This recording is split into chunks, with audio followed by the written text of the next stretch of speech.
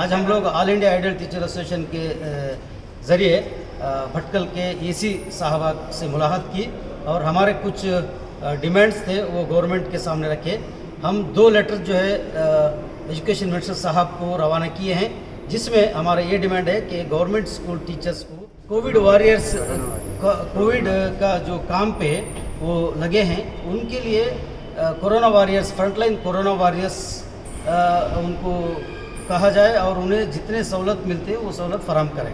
एक दूसरा जो है, कर्नाटक में पिछले साल से आज तक भी बहुत सारे प्राइवेट टीचर्स 30% 40% सैलरी पे ज़िंदगी गुजार रहे हैं। उनके लिए तेलंगाना गवर्नमेंट जो है 2000 रुपये हर माह और 25 केजी चावल जो है देने का डिक्लेयर किया है, ऑलरेडी जारी भी किया है। तो कर्नाटक की गवर्नमेंट से हमारा डिमांड ये है कि आप भी कर्नाटक में भी इन टीचरों को मदद करें, जो है हर माह 5000 रुपये और जो है 25 केजी चावल का इंतज़ाम करें ताकि वो अपनी ज़िंदगी गुजार सकें।